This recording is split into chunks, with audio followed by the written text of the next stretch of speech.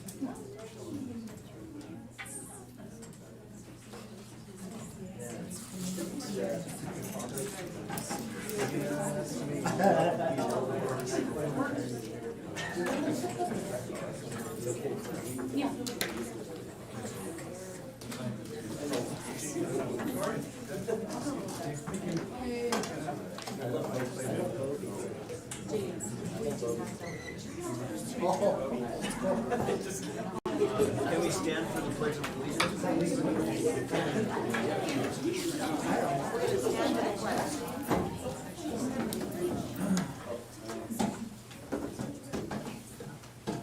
I pledge allegiance to the flag of the United States of America and to the republic for which it stands, one nation, under God, indivisible, with liberty and justice for all.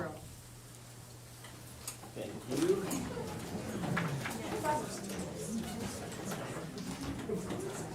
Nothing's changed that we have to talk about. So we're moving on to celebration and communications. Special recognition for the Kuna Gold Marching Band. Chairman and trustees, it's my honor to celebrate our amazing band, but before I do that, I'm going to turn it over to our even more amazing advisor. Don't look around, that's you. Skylar, if you would just stand up. Their name's on there. Skylar, I'm going to have you introduce your student musicians, but before he does that, I just want you to, he's a part of why our kids do so well.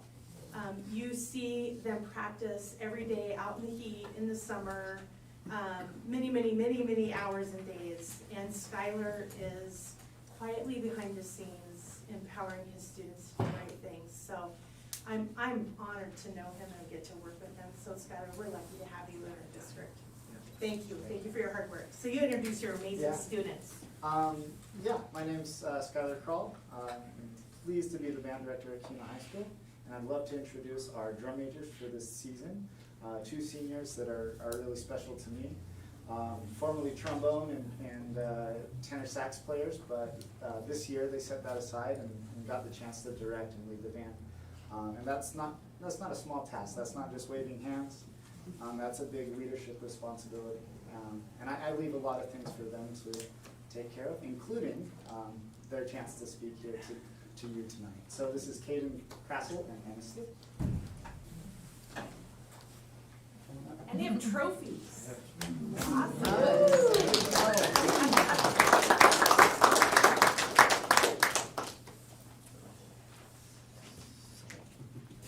So, like Mr. Carl said, my name is Kaden, this is Emma. So we conduct in front of everyone for hours and hours. It gets your shoulders a little worse, but it's fun.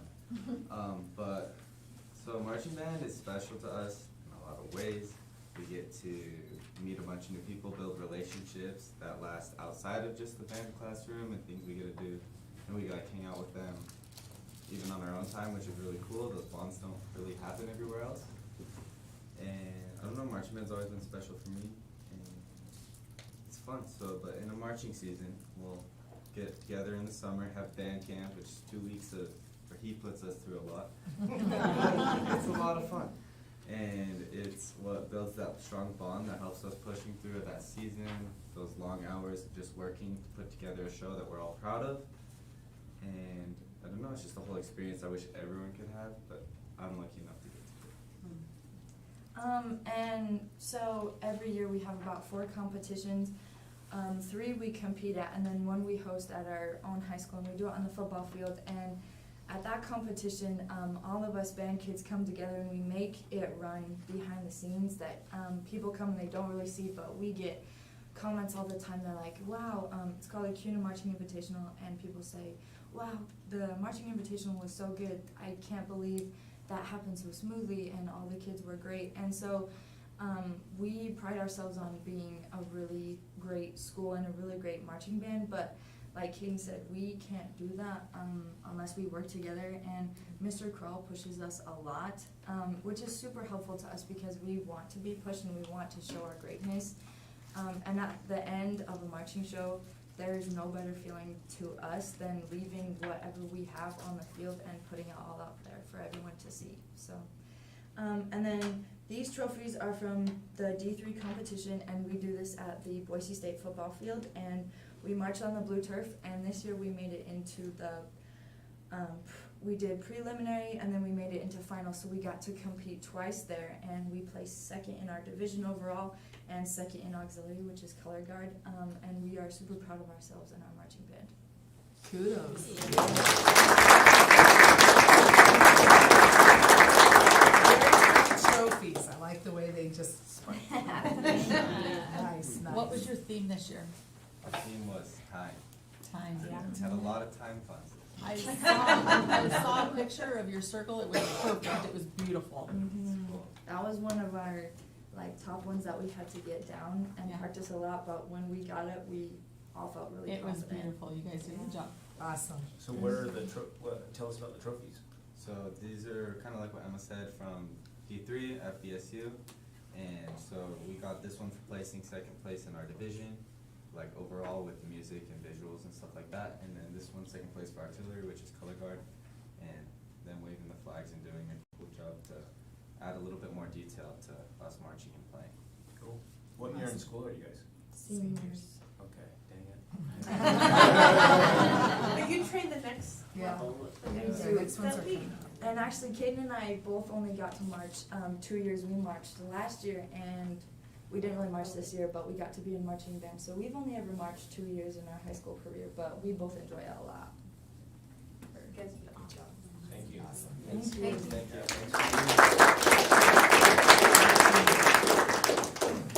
Superintendent Johnson, do you want to talk to us about the Kuna Award? Yeah, I get to celebrate some really cool people tonight, so thank you, Mr. Kroll and students, for being here tonight. You're welcome to go home. You don't have to stay for the whole meeting. I know you put in a lot of long nights.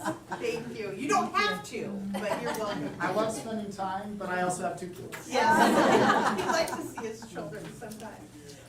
Chairman and trustees, as you know, every month we have, we celebrate people in our community, in our school district, and within our community at large who lived what we call the Kuna way, as we've defined it, as you see on the screen. And we have some amazing students that we're going to play a short video here of these 2 great kiddos.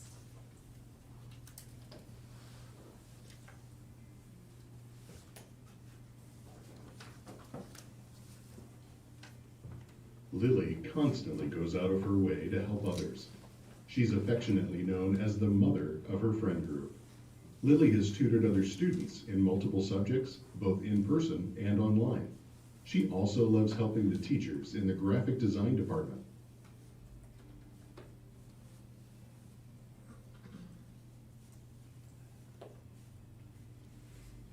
This is Jackson. He's a former Synergy student. He's a junior now at the high school, and he comes back with the work-based learning program to do some teaching with some students, some one-on-one with students in the program that he already knows. So he already knows like all of the history and the math and science and the English stuff. He remembers the projects, and he's said that he's doing this. He did this last year, came to work with our students last year through work-based learning. This year he does it almost every day, and he's coming to do it because he said that in the future he wants to be, after having a successful career, he wants to come back and do teaching, and he's doing it here. He's a natural at it, and just love having him here.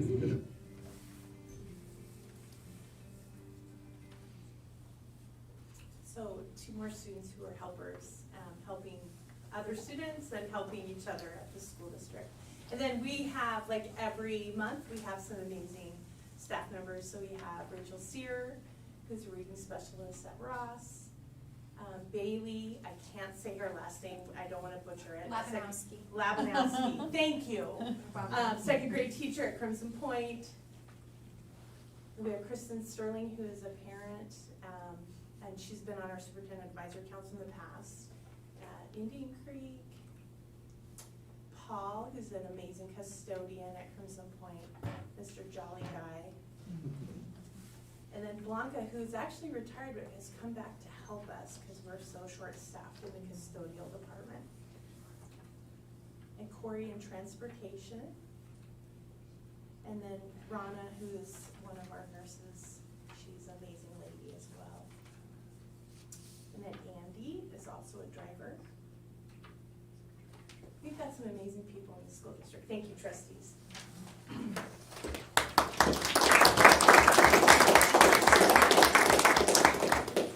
We'll get a Silver Trail update from Principal Ruger. Hi, I am Kara Ritter. I'm the principal at Silver Trail, and I brought with me 3 amazing students that are going to help me present tonight. We have a little slideshow here. So I will let them take over. These are 3 members of our minor cast. We started minor cast last year at Silver Trail, and 3 of them came, and they're going to talk about some of the fun events that we are putting on this year. Go ahead. This is Lydia, Mila, and Thatcher. Hello, my name is Lydia and I'm a 5th grade student at Silver Trail Elementary. This week we are having a canned Thanksgiving food drive. Miners Cast created posters that we hung around our school to advertise to the other students. We advertised to the other students to bring canned Thanksgiving goods. Next week, Miners Cast will be creating baskets with whole Thanksgiving meals to give to Silver Trail families in need. Now here's Thatcher. Hello, my name is Thatcher Royce, and I'm in Mrs. Stewart's 5th grade. And I'm here to talk about how Miners Cast is welcoming new students to the school. Miners Cast is working hard to make cards and making the students feel welcome at their new school. Each new student will be met by 2 Miners Cast members at the beginning of the day at the front of their classroom door. They will be given 1 tour around the school, and after the tour they will be given a card and a piece of candy. The point of the tour is not only to show them around and so they know where to go and know the school that they're going to, but also to give them a familiar face at recess so they can ask questions to that person. Silver Trail has been getting a lot of new students lately, and our school is growing fast. Miners Cast is working hard to make sure that all of our new students are feeling welcome. Here's Mila. Hello, I'm Mila Myers. I'm in Miss Pearl's 5th grade. I will be talking about how we Miners Cast would like to spread holiday cheer to those in the assisted living home as well. The Swan Falls Assisted Living Home allowed us to make wreaths for the assisted living home, so each class in our amazing school will make those wreaths, so we can help our Silver Trail community. On December 2nd, Miners Cast will be visiting the residents of Swan Falls and hanging our wreaths on their door. So as you can see, our cast is doing a lot of Proud mama is a papa. yes. They're doing a lot of really great work just around our campus and in our community, and welcoming all of our new students. As everyone knows, Silver Trail is growing like crazy, and so they are part of making sure that those students feel a part of our community as well. And I am going to take some time to brag on our teachers and staff. So you guys may or may not remember, last year and this year you guys actually voted to allow each school to have an interventionist with the ESSER funds. We are the only non-title elementary school, and that means we do not have an interventionist. And we have to get very creative in how we are able to provide those services to our students to ensure that every child is getting what they need. And I know you guys have heard win time, but we are definitely running full force with the win time.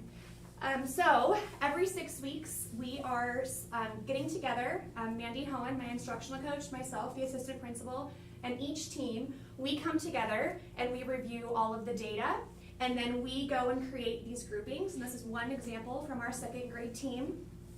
And it goes from exactly what every single student is going to be doing at every single grade level, all the way up to challenge students on IEPs, and then all of our students across the board at every single level. We set a goal for those groups for the 6 weeks, exactly who's going to be teaching it, what's going to be taught, and how we're gonna progress monitor and watch those students grow. 6 weeks later, we just finished up, just started round 2. And so we just had this meeting last Wednesday, got together, got to review all that data, reset all of those groups, and then allow those teachers to do what they do best and help those students grow no matter where they're at. So every child is truly getting exactly what they need. Right here is one of our interventionists, Mrs. Kohara. She is new to us this school year. And then all of our teachers are also running those small groups in their classrooms. It has been super effective. I've seen a lot of growth for students across the board, and I love being able to provide all kids with exactly what they need and helping those, even those kids who are super smart and not needing, they're already, above and beyond. They are getting exactly what they need and doing project-based learning and a few other things. So thank you so much for taking the time to vote on that. It's a super important resource, especially for Silver Trail not having that interventionist, and we really just appreciate you guys taking the time to see that need and putting that position in place for us. So thank you so much. Come visit Silver Trail anytime. We'd love to have you. Thank you. Thank you, student.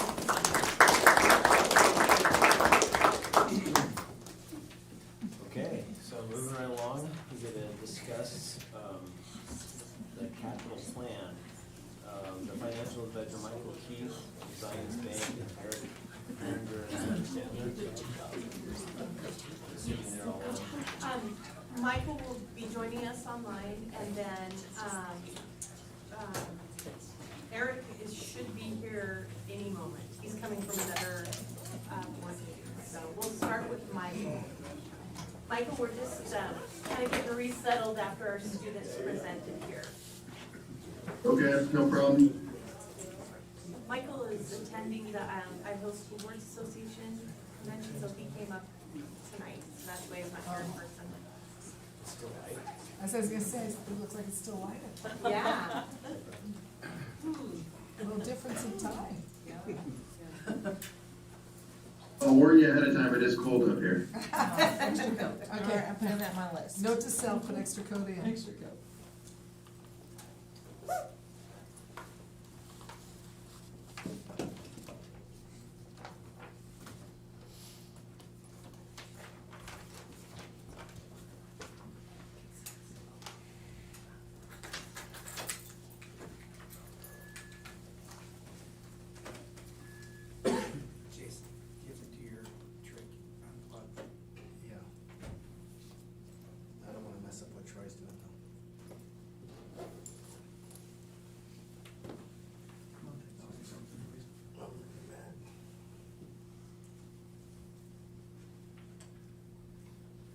Are you guys ready for me to go? Yes. Yeah, Yeah. Mike, Yes. Michael, we're seeing the, there you go. There we go. There we go, perfect. Well, I appreciate the opportunity to once again be before you guys and the Board of Trustees of the district. So we've been working kind of behind the scenes for some time now with the district administration on tax and levy planning and capital planning and district administration. I thought it would be valuable for us to kind of come back before you, myself and Eric, to kind of revisit that discussion, kind of tell you where we're at, and kind of give you a little bit of the landscape. We recognize that there have been some changes in the marketplace this year. There's been some pressures that we want to kind of talk about that and put in context, I think, really for the board, and talk about kind of what that means in terms of kind of continuing kind of the work that the board's been doing for a long time and building a capital plan and kind of maintaining that plan, recognizing that you have not only immediate needs, but with always kind of an eye to the future in terms of, as the community continues to grow, what those needs are going to be as well, and how do we build kind of that long-term sustainable plan. And so we've kind of divided this presentation into two parts, as we have in the past. I'm going to kind of revisit some of the historical stuff again, just to remind the district of, where we are currently with levies, what it means in terms of the recent market value increases. Talk a little bit about, again, some of the moves that the district has made to try to position itself kind of for the future in terms of defeasances and paying down its debt and kind of being good stewards of the district's funds. And I'm going to touch upon a little bit of the markets, more to kind of tee it up as we kind of transition into what Eric will be talking about, and how the capital planning piece of this is kind of impacted with some of the recent events and kind of what we see as the future of that. So just as a reminder, for folks that are in the room that maybe don't know me, I'm Michael Keith. I'm the district's financial advisor. I work for Zion's Public Finance, and we've been working with the district for a long time now, kind of on long-term capital planning. So as I kind of mentioned up front, I kind of want to run through where we're at with current debt, what that looks like, historical defeasances, again, some of the moves the district has made to position itself in its long-term capital plan, market conditions in terms of what we're seeing in market value growth, what that means for levies and levy amounts, what the district is levying, and then of course we'll kind of again wrap up with those market conditions.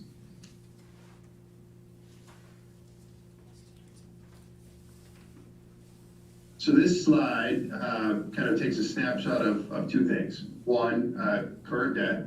So the district has 4 bonds outstanding, if you remember correctly, one of which in 2012 series paid off this year. The district had 5 going into the year and paid off one of their bonds in August of this year. So the district has a series 2014, which is actually a refunding of its original 2004 bonds. There's a series 2016, which was a refinancing of your 2008 and 2009 bonds. And then we have the 2017 A and B bonds, which were issued at the same time, but had 2 series just purely because of how the school bond guarantee program works. So those 4 issues have a balance, at least as of today, of just a little over 33 million remaining on them. The district has worked very hard to pay down its debt, and that's kind of represented in the table at the bottom of this slide. The district has been very consistent over the last 4 years in doing what we call defeasances, which just really means that the district is using its, as you are aware, its own cash to pay down its bonds. That's excess money that's being collected in the bond fund, but cannot be used for any other purpose but to pay down debt. And a lot of that, again, has just been driven by some of the phenomenal market value growth that the district has seen over the last several years. So what that has meant for the district is the district has paid down over $14 million in bonds early over the past 4 years, which has resulted in, I say net savings of interest cost savings of just under 5.5 million over those 4 years. And so that's a phenomenal amount of savings, and it has really positioned the district well in terms of being able to consider what that future might look like for helping to kind of address some of those continued needs and capital needs of the district.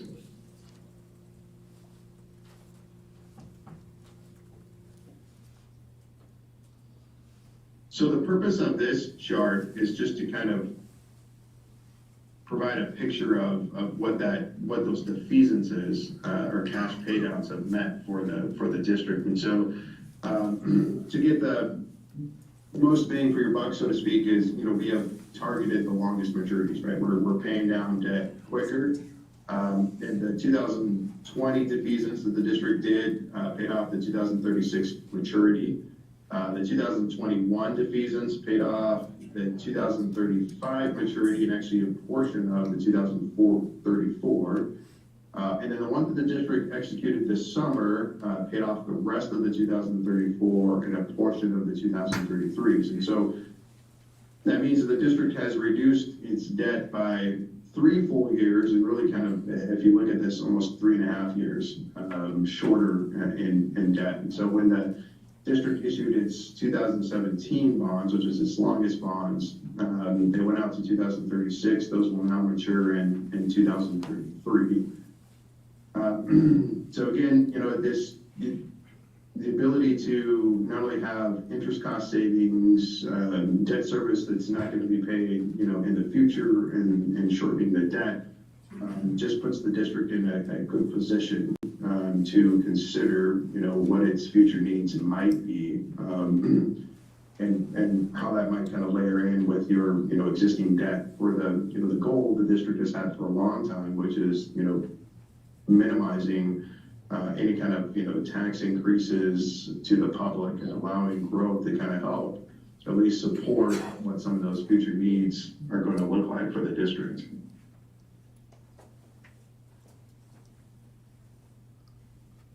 As I'm sure the district is very aware, we've had, record growth in market values, and we've seen that for some time now, in particular in the Kuna School District. There's only been 1 year that wasn't double digits, and that was a kind of a slowdown in 2019. Otherwise, every year since 2017, we've seen double-digit growth in market value. In particular, this last year, which was kind of seen across the state, saw a 48.6% increase in market value. And so those are pretty phenomenal numbers. If you look at 2017, just 6-7 years of growth, the district's market value was at $1.4 billion. Now with that, with 31.4% in 22 and 48.6 going into 2023, we now have the market value of the district at almost $5.2 billion. So that's phenomenal growth. And you can kind of see that picture at the right that, we had, the last peak that the district was at was in 2009. And we thought that was a pretty significant run up in values heading into the 2008 market value crash and recession. But you can see that the district has far exceeded that. And, certainly a big portion of that is revaluation and upward pressure on market values. But as you guys are also aware, that the district has been growing significantly, and a good portion of that as well is just new market value growth being added to the district tax rolls. Just to put it in kind of a broader term perspective, compound growth rates just look at, kind of what the annualized growth would be to get to those numbers. A 5-year compound growth rate is 25%. A 10-year is still almost at 20%.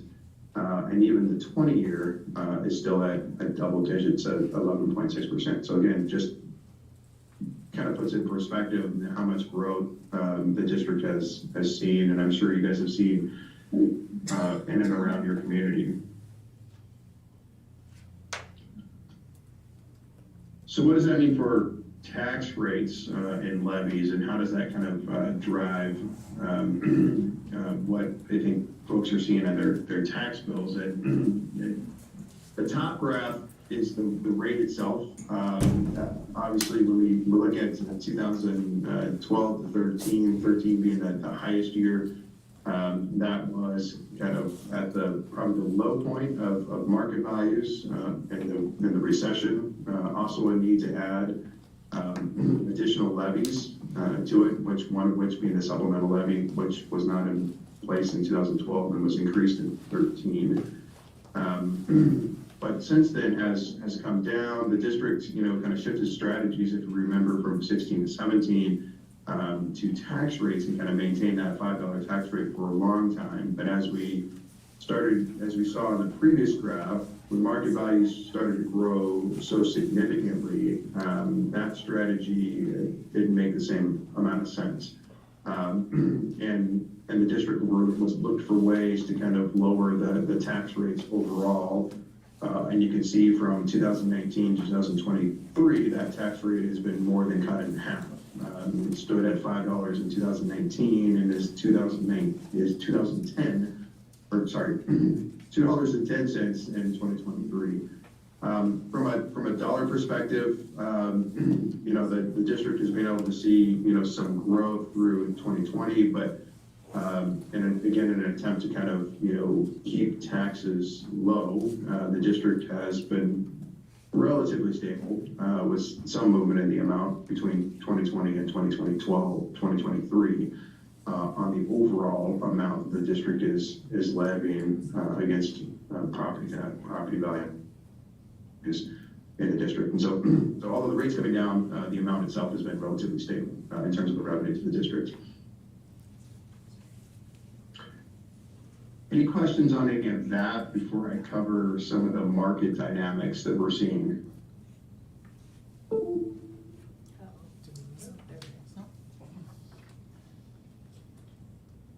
Hearing none, I'll go ahead and move to the last slide that I have. So I didn't want to just start to, I guess, introduce the concept that, as folks are aware, interest rates have moved up, and they've moved up pretty significantly this year. And in this chart to the left, there are three rates that are represented. And maybe we'll start with the one that's on the bottom, the blue line. You can see kind of flat lines across the bottom at zero. That's the Fed funds rate. That's the rate that you heard so much in the news this year that the Federal Reserve has been targeting and uses as a tool to manage kind of the economy in terms of either jumpstarting the economy by lowering the rate if it needs to, if we're in a recession, or where we're at right now, which is trying to fight inflation, which is at an all-time high. They have taken the position of raising that. And originally they started out slow. They did just 25 basis points, or 0.25% in March. They accelerated that in May, and the last four have seen kind of 0.75% rate increases in that to try to stave off inflation. I think the silver lining in that is that the Fed is starting to see the impacts of that.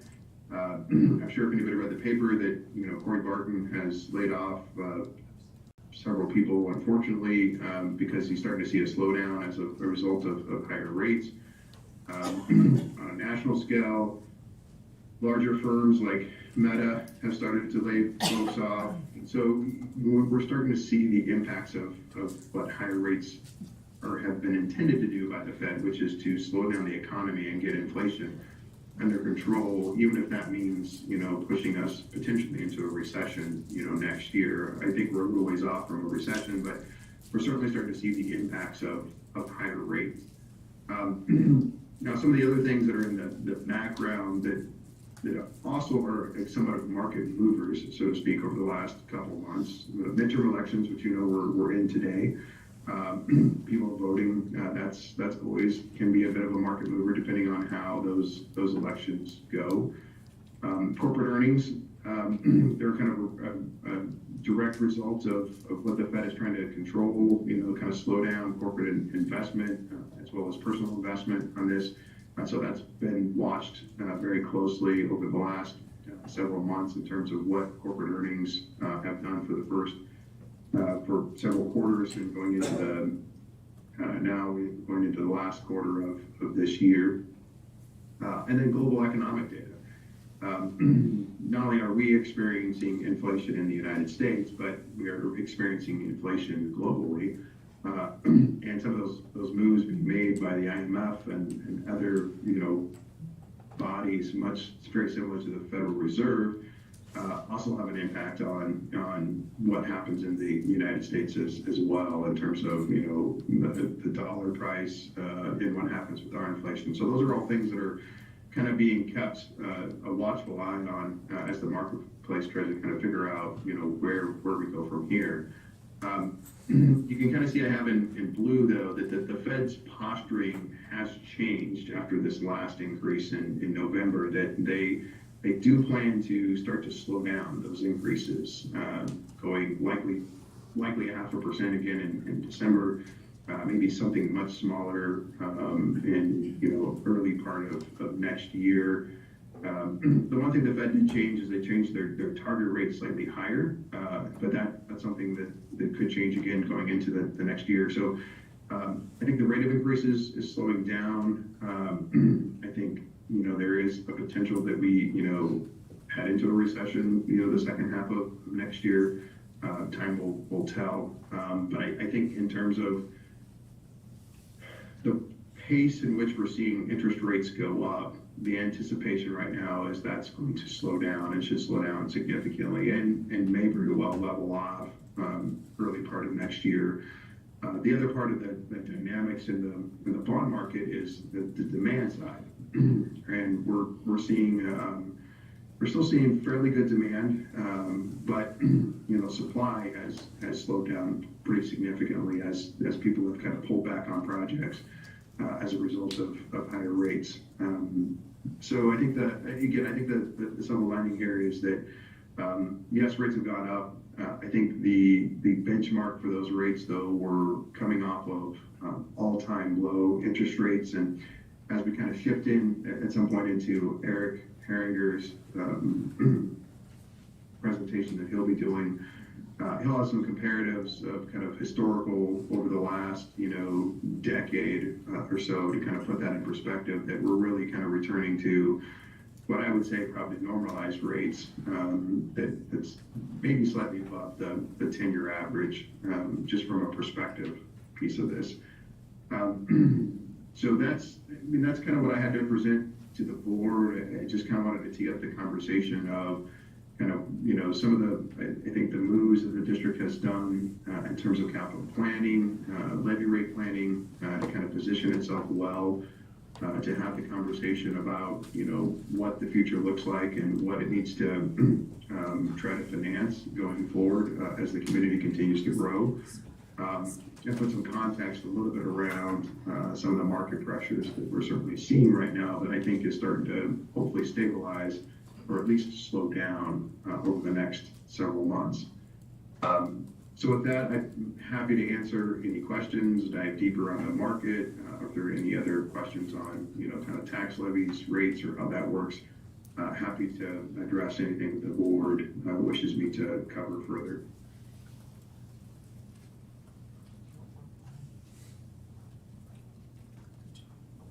Oh, thank you. Eric's here. Eric, you want to talk to us? Sure. Yeah, that's why I came here. Okay, hi Michael. How's it going, Eric? Good. Should I stand here? Eric Herringer with Piper Sandler. We have prepared a presentation that I believe will be covering up Michael here in a second. Okay. There it is. There it is. Yeah. We'll be over here. It's supposed to be over there. It's okay. Okay. Just a second. Apologize. No, you're fine. Thanks for accommodating my late arrival. You made it just in time. Second Tuesdays of the month are usually pretty busy. Ah, Pretty busy nights for us. it's voting night too. Eric, do you want to move your own presentation, or do you want me to? Yeah, I can do it. Yeah, thank you. Okay. So when I was here at your last meeting with Michael, we talked about some different bond structures and went over what a long-range bond plan might look like. And one of the slides we started with.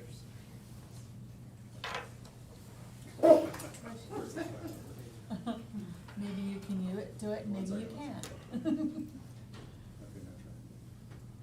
One of the slides we started with was something that looked like this, which is your existing bond payments compared against what the current bond levy is. So that orange line represents the bond levy. This year it's $8,250,000 that is being collected to repay bonds. You can see your existing debt profile. The payments are going to be less than that going forward. And those are net payments, net of levy equalization, the subsidy from the state. So what that, when I look at this, you see that there's capacity to consider adding payments on new bonds. When we were here last time, we were talking about some longer range proposals that included, up to 300 million, I think, as we recall. So we've changed the focus of this presentation to really look at two bond options that we were asked to run, one being 100 million and another at 110 million, and each with a 20-year repayment term. We actually ran another scenario with a 25-year repayment term that we'll look at as well. Two things that have also changed since we were here last are we've gotten new information on your levy equalization, and we've gotten obviously more current information on interest rates. And I believe Michael covered both of those items in his presentation. The levy equalization, that's the subsidy from the state. The percentage of the subsidy has actually gone down, where right now the district qualifies for 4.1% roughly of the principal and interest on your bonds. Still helpful, but not as helpful as it was last year. And then interest rates have risen. When we do this analysis, we take where we think, well, we take where we sort of view rates are at right now for your bonds and add 0.5%. As Michael mentioned, we do feel like the increase in rates is slowing down. And I feel like 0.5% cushion is the right place to be to protect against rates moving higher. But I could argue that 6 months ago we were using 1% cushion. Now we're more like 0.5. Okay, so that's kind of our major assumptions. Going into a little bit of detail on the levy equalization. I think Michael covered this, but that's the history of the percentage subsidy the district's qualified for. So, 10 years ago it was 18%, and it's dropped. It's kind of moved around a little bit in the last few years, but down to 4%. Your most recent 5-year average subsidy is 7.8. The most recent 10-year is 11.6. If you want me to go into detail on why that subsidy moves around, I'm happy to do it. But I'll save that maybe till the end if you got questions on that. Interest rates, Michael talked about this as well. I'm going to go back over here. So since the beginning of the year, rates have been sort of on a pretty steady trajectory upward, pretty steeply. We are still not quite at the high point of the last 10 years, but if I went back 20 years, you'd see rates that were higher than we're at currently. It hurts when we have to update the analysis and we have to use higher rates and the costs go up. But in the grand scheme of things, I think as Michael talked about, we're still in a rate environment that is producing 20-year bond rates for school districts under 5%. 10 years ago, 15 years ago, we were 5+. So not as good as 2.5%, obviously, but it's something we have to deal with. It's an update we need to make to the analysis. Here's another way to look at interest rates, and that is when you go from 1 year out to 30 years on the maturity scale, so the final term of the bonds. The short end, the bonds that mature in the first 10 years, that's what's most impacted by what the Fed has done, increasing rates, because they're increasing short-term rates. So we're at the high end of the last 10-year range in the short term, inside of 10 years. But once we get out longer, we're not quite at the high, we're certainly above the average, but it's not been a trend that has been our friend. And where we go from here, that's billions and billions of dollars of questions. But as Michael pointed out, we think that we're starting to see a leveling off of the rate increase. So let's get into the analysis. This is the $20 million or $100 million bond. If it was paid back over 20 years and it was all sold at once. So you go out with a March election, for example, it passes, you get the bonds sold and start investing that money until it's needed for construction, and you use it to pay construction.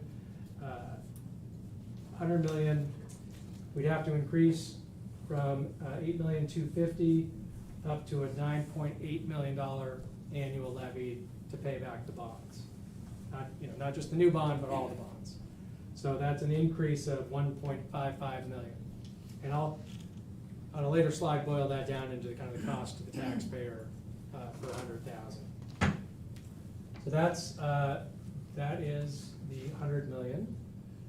If we split up the sale, so when we get a 20-year payback, maximum repayment term, it's a repayment term from beginning from when the bonds are sold, not when the election occurs. And so we could split up the 100 million into two $50 million sales. One $50 million sold right away, second $50 million sold a couple years later, thinking that $100 million, you're gonna have a pretty long construction schedule to spend that money out. And what that does is we get effectively 22 years to pay back the whole thing, because we get 20 years to pay back the first piece, and that's issued in 23, 20 years on the second piece, which is issued in 25, so we can extend the repayment, the levy period to pay it back a couple years. And what that does is it lowers, it lowers the amount of the bond levy we need to have to just over 9 million. So it's a smaller increase. Now instead of 1.55 million, it's 800,000. And it's just spreading out that tax burden a little longer. And again, you're not getting all the money up front. Some other districts that have done that, Boise's done that, West Ada. Over the years, districts that have had larger bond projects with lots of longer construction schedules have split up the sale, and that's okay. That's something we do in Idaho. So would the risk on that be if interest rates are 7% in 2 years? Correct. Then that's. Yeah, you're absolutely. Because they're not great now, but when you look at that chart, they're not completely out of line for what we've seen, even in 2016 through 2018, it looks like. Correct. You have interest rate risk, and because of that, we added a little more cushion on that second sale. So that first sale was we had a 0.5% cushion, and we put a little more cushion on it. But you're right. I mean, interest rates could also go down too, so we could do better. And that's, we're working with some districts, actually not, well, yeah, that's true. Jerome School District recently sold bonds, and, rates are higher than they were last year when they sold bonds. But what we keep, remembering too is that there will likely be an opportunity, maybe not tomorrow, maybe not next year, but to refinance when you get to a lower rate environment. So 110 million, we did the same analysis there with just the single sale and the split sale. The single sale, 110 million, takes the bond levy up by almost 2.3 million, from the 8,250,000 to 10.5. So we're just going 8,250,000 up to 10.5, and then can fit all that in. And that's, we're not counting for any future growth in market value. That's just, your current levy going up to that 2.2 or 10.5 million. And then if we split it up, same as talking before, two sales, one in 2023, the next in 2025, we can get that increase down to 1.5 million, going up to 9.76. And just to see how much we could, really stretch that, we could ask for, in Idaho, you can do up to a 30-year payback on bonds. So rather than go all the way to 30, we said, well, what would if we went for the 25-year repayment term with a split sale? What does that look like? We could get that increase down under $1 million to 725,000.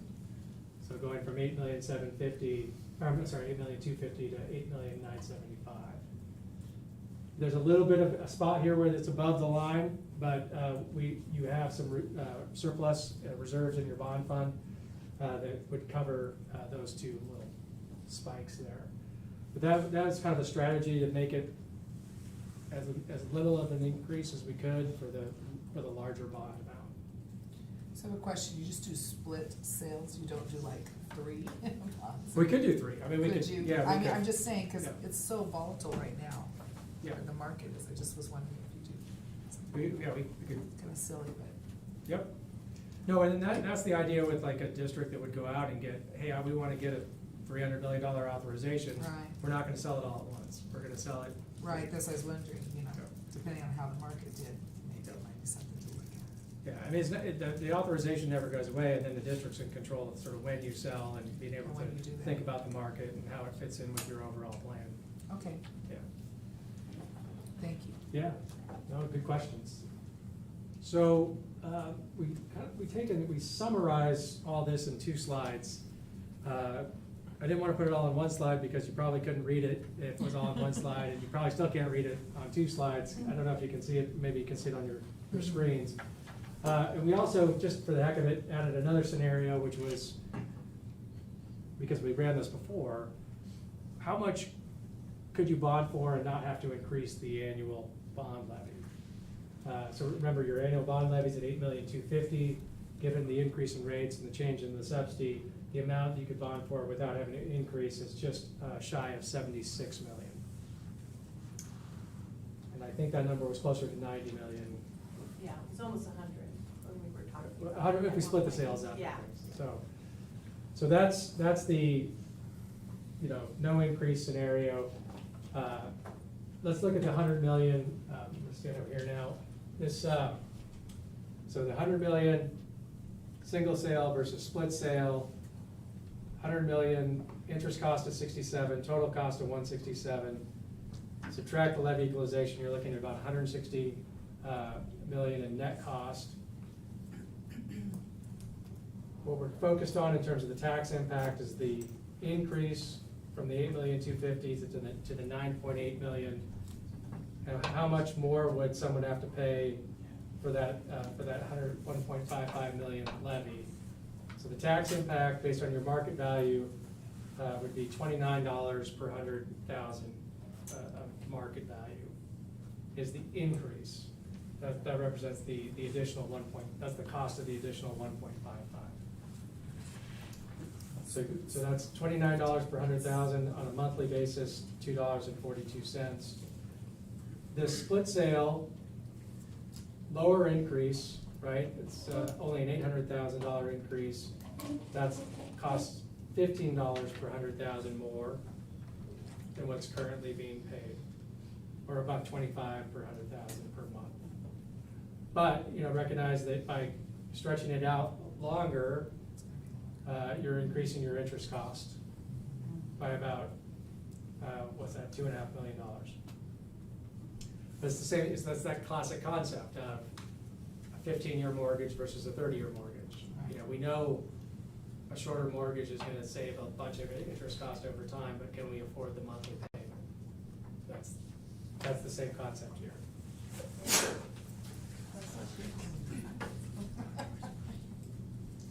So here's the same data for the 110 with the kind of three options we talked about: single sale, split sale at 20 years, and then the 25-year.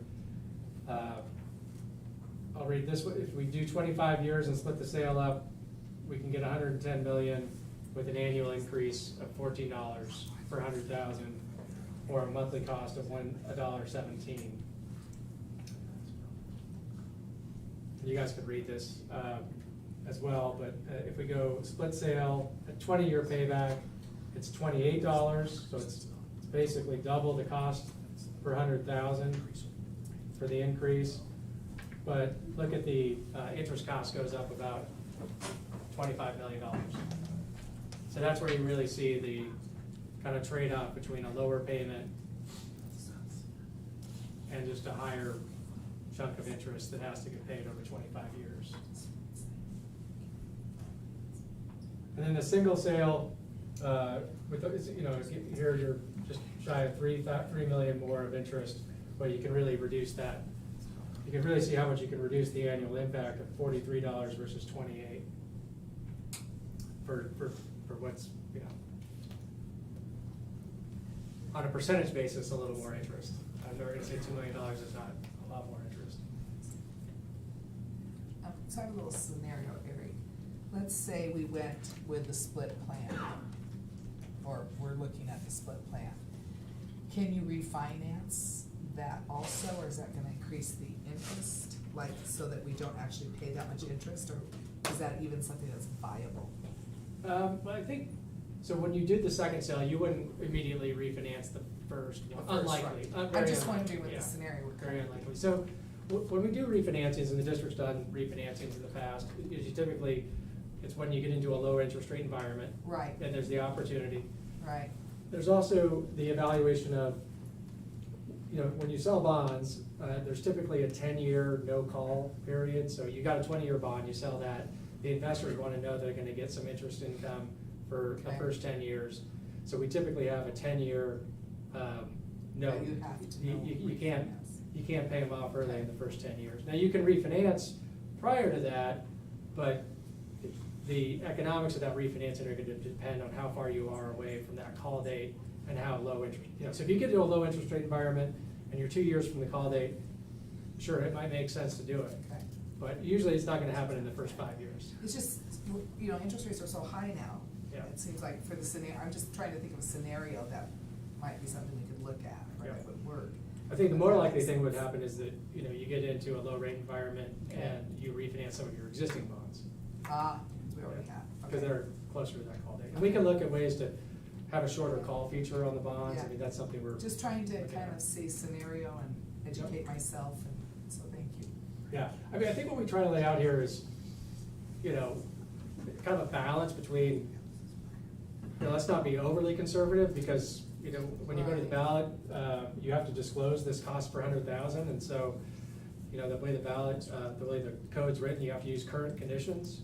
So current conditions are your current market value and your current levy equalization and current interest rates. Yeah. So we're putting some cushion in on your interest rates. Your subsidy can't go any lower than that, because it's capped, it's floored, I guess, would be the right way to say that, at 10% of interest cost. So, but we could look at, if we went with the split plan, whatever, we could look at refinancing other bonds that we Yeah. had that would bring down that cost. Totally, Okay. yeah. Okay. But yeah, I think this is very achievable. I mean, if you said, this is what we wanna do, and we told the taxpayers, and we Right. communicated this is the cost, I feel very confident that you're not gonna exceed. Was a that. taxpayer, I'm looking at 28 versus 14, is it worth it with the principal, and then could we refine, I'm just looking at some different scenarios. Thank you. Good questions. Any others? So, before I go to one final, I think I got one more slide, but, okay. So just one final thing on debt capacity. This is an update that we probably didn't have at your last meeting, because we just got the market values from the county, went to the tax commission, we were able to get your full market value, which is what your debt capacity is based off of. So your total debt capacity is $326 million. That's the most you could have in debt outstanding, because your tax base is $6.5 billion, 5%, and then debt capacity is 5% of full market value, so that's the calculation. You've got $33 million outstanding. There is an adjustment that is made under the code for what you've levied this year to pay principal. So net, your remaining capacity available today is $297 million. So that's the most you could ask voters to approve. And so you're well within that in those two scenarios we're talking about. You're a third of that, basically. And that's the end of the presentation on our analysis. Thank you. Thank you very much. Thank you. No further questions? Thank you. Thank you. Thanks a lot. Okay, thanks again. Moving on to the consent agenda, we have a motion to approve the consent agenda. I make a motion that we approve the consent agenda. We have a second. I'll second. All in favor, Kirsty? Aye. Kim? Aye. Motion carries, thank you. Moving on to delegations. We do have one individual signed up for delegations. We just want to make sure that there's no decisions that are made tonight on this matter, and we try to keep you to 2 minutes. William, how, you want to talk to us about? 3 minutes. 3 minutes. Okay, you get 3 minutes. Facility usage? Yes, sir. Members of the board and trustees, my name is William Howe. My address is 5487 East Cunamora Road in Kuna, Idaho. I'm the president of Kuna Youth Softball Baseball Association. We're the nonprofit youth sports league. We utilize your facilities frequently for our seasons. Last meeting, Ben Gleaton spoke to a quid pro quo agreement that we've had with the school district for facilities usage and keeping us high priority on the list of people who use. This year alone, we served 687 youth members of our community, 100% of which are Kuna School District students. We fielded 62 teams, held 868 games. I just wanted to give you an idea of what we have to have from a facilities perspective. And I have managed that with a very small number of fields. So when we start talking about prioritization of our facilities usage, if you take one field away from me, I have to reduce that number of games by about 10%, because it's literally, I've got kids coming off the field with kids walking on the field at the same time. So for the quid pro quo agreement that Ben spoke to, this year alone we invested $27,629 into field maintenance and facilities improvements. We cut a new field that was already existing, but it had grown over, so we reestablished it. We plan to reestablish 2 more fields next season. We also invested volunteer approximately 2,000 people hours, because I make my league do the work, so the kids learn that they gotta take care of their space. So we have had to start maneuvering with club organizations. Now I want to put that into perspective. Most club organizations have about 13 kids on their team. They don't allow everybody. So my organization takes every child into account. We put them on a team. We're even starting to stand up a youth disability team that we have members of our league do community service and play, like hold games and volunteer. So I also, the point of my organization is to teach these youth how to become better citizens of their community. So I just want that to be accounted for before you think about where my organization should land on that list of people to use the facilities. I also wanted to make the board and trustees aware that I've been able to work with the city to get approval for a youth sports complex. There is a piece of land between Kuna Road and Meadowview that abuts city land. They're both about 10 acres apiece. And I think it would be an absolutely perfect spot to build a commingled school-city youth sports complex that's multi-use, like football. So football, soccer fields, lacrosse, and then 4 ball fields that are all multi-purpose. So each one could be whatever you wanted it to be for any team, any age group. So I just wanted to bring that to the board's and trustees' attention as a possibility if we could try to create a partnership and build that facility. And it's in a great spot right there in the center of where all the building's going on. Your time's up. Hey, Thank you. William, would you mind writing your phone number on here for me? Yes, sir. Did you get your point across, or was there something? No, that was my 3 minutes practice. So, I I just nailed it 3 minutes, right? So thank you very much for letting me have some time with you. Oh, I do need a pen. Yeah, put your number on that. So we can And talk. thank you Okay. for bringing this to us. You're welcome. And I chatted with Bill. He's been a friend of the district for quite some time, as you know. Done a lot of work with youth and helped us with some levies in the past, getting information out to community members. But I connected Bill with Luke Wolf, who's our AD, so there's some continued partnerships, some better partnerships in making those 2 connections. So it's in your email already. Thank you. Thank you. Yeah, we appreciate all you do for that youth program. It's cool. Takes a lot of work. Okay, so moving on to unfinished business, consider the update to the 2017 10-year capital plan and proposed March 2023 bond focus and amount. I feel like there should be like a drum roll, so I need Skylar back to have the students do this. So, Chairman and trustees, as you know, you established a committee that would help us update our 10-year capital plan. In 2016, we had a similar committee that did this work, and we planned for kind of a 2% growth was what we were estimating based on the number of developments that were approved and projected to be approved. As you know, just from what Eric shared with you, that number is a lot different than in 2016. And so we, with your leadership, put together a fabulous, like, one of the best groups I've worked with. You know, when we have a lot of late nights together and they're volunteering to help, it's just been such an amazing group of people. If you wouldn't mind going to the next slide, these are those people. On the left are community members, 3 of whom you're going to hear from tonight. And then on the right are all of the staff members that participated. Behind these names are a lot of people in the community who gave input, either in the form of a survey or they came to a study circle. So we have had a tremendous group of people working today. So I'm gonna turn it over to one of those great people, Brian R.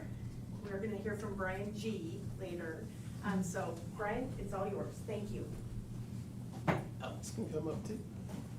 Yeah, we're gonna hear about some other amazing people. Chairman Grant, trustees, thank you for this time. Yeah, we had a large number of people, as you can see, that had input on this. And when Wendy says people behind the scenes, I mean, each of us were talked to by a number of people that we know in the district as well. So, I mean, you compound that on maybe tenfold of the amount of people here, really people that had some kind of input to this. As you can see from the previous slide, we met something like 10, 11 times. This is kind of 12 times for us, from January to now, and kind of broke that into different sections to deliberate over what we need as a district going forward. So as in most committees, we have a pretty standard setup where we sort of establish ground rules, kind of build where we're starting from, define the problem and list of issues, so you know what we need for the district going forward, that kind of thing. Determine the interests of who's involved, develop some options, some standards, evaluate those options and select solutions. Basically, we tried to figure out what our children need, not just now, but going forward in the future. And then we try to build solutions to that so that we can meet those needs. These were the standards that we set out. I'm not gonna go through them all, but in no particular order. We looked at places where we needed growth, how we and the other people that had input on this thought that we needed to expand, and then how to utilize those needs and the facilities. And this kind of gives you an idea of where we're at. So if you look at it right now we have 5,829-ish students and are currently over capacity in basically 3, because Swan Falls and KHS are considered kind of one at the moment. Very close to capacity at 2 others, and 4 others are nearing capacity. That need is only expected to increase almost twice as much in the next 10 years. So as you think and deliberate over what we have as needs, just remember that it's not just where we're at now, but where we're gonna be in 10 years. And that's where we started at, was a 10-year plan, and then we've kind of boiled it down from there. In that, we saw that we need about 6 elementary schools, some version of that where we can remodel some of the schooling to get sort of more space and that kind of thing. 2 elementary schools and 1 to 2 high schools. Part of that 1 to 2 is finishing off Swan Falls, so you consider that then a full second school. And yeah, so that kind of gives you an idea of our starting point of what we saw as our needs going forward. And then Alex is gonna bring you in on the interests involved. Yeah, so thank you, Brian. Thank you for the opportunity to be here tonight. This committee, as Wendy has said, has been a good opportunity to learn a lot. And as a community member, I can see that there are a lot of people in the community that have the similar concerns. There's a common theme here. We have overcrowding going on. So one of the priorities we saw was the overcrowding of the elementaries. So what do we do with that? Do we build a new school? Do we remodel Ross and expand its use to becoming a K through 5? Then do we repurpose Indian Creek and Hubbard? So these were some of the fun things we discussed as a committee, and of course you know about the survey that was sent out. We used that information to kind of come up with a priority there. Another priority was the middle schools. Overcrowding again is another issue there. So expanding the Kuna Middle School to where we can have a cafeteria with some old synergy space, convert the CTE space into new space for engineering classrooms and labs, and then adding some auxiliary gyms and some locker rooms. At the same time, the Fremont Middle School would need some additional new classrooms and some competition gym and locker rooms, as well as some tennis courts. So some of those things that we talked about as ways that we could, again, just kind of help with the overcrowding issue, kind of expand our resources and help build that need. Another priority would be the high schools, of course. Kuna High School is bursting at the seams, as we know. So with Swan Falls, recommendation A would be to continue the second phase of Swan Falls. Swan Falls would be continued to be an annex of the Kuna High School, so we'd have 28 new classrooms. That'd be one recommendation. The other recommendation that was offered was recommendation B, continue the second phase of the Swan Falls High School by adding 28 classrooms, but as well as gyms and practice fields. So in other words, Swan Falls High School would become independent from Kuna High School. So as we look at that as well, just trying to figure out what's the best move here with the resources we have. And then again, one of the last priorities we mentioned was transportation. We know there's a bog, there's a really bog here on this street, right, with busing and that kind of thing. So adding a second bus facility with an office, break room, and parking and fueling station, we think could also help with the overcrowding issue and helping just have a little bit of management of the kids and everything that's going on. So that's what we wanted to propose tonight. So thank you.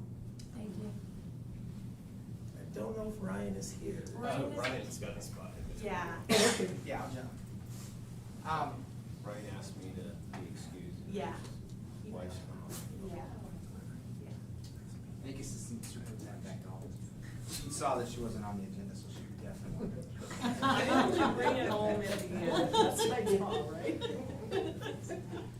So, trustees, there's two types of learners. So I think my part is for those visual learners. And this will maybe give you guys a picture of, okay, when we talk about remodeling Ross, conceptually, what does that look like?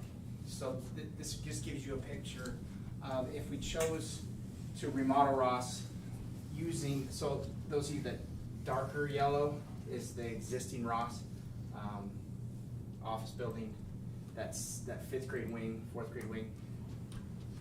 Take that parking lot, I think there's a garden here right now, and just go straight towards the parking lot or towards the playground. There's your new office, library, cafeteria, gymnasium, very similar to what you see at a Silver Trail and Crimson Point. New wing, because obviously to make it a K-5, you're gonna need more classroom space. A remodel of these, and then the old office, and by old, if you've got a really good memory, the old district office, I wasn't looking at Mrs. Nixon. Yeah, I've been in that place. But that would be a space that we could use maybe for something else, maybe return it to being a district office. Is that the gym, or the gym too? Yeah. To kind of get a picture of what we were talking about with the Kuna Middle School renovation, cafeteria, current cafeteria, there are 2 classrooms that have been all kinds of things, and yes, at one point that was your synergy. When I was first year, that was Mr. Davis's 8th grade language arts before they went to the seminary building.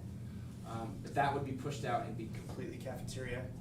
These 2 classrooms would magically appear out here in what used to be the ag shop area that's, and actually the space is large enough that we would kind of model a Swan Falls, 2 classrooms, 1 lab. That's Good just shirt. where I voted tonight.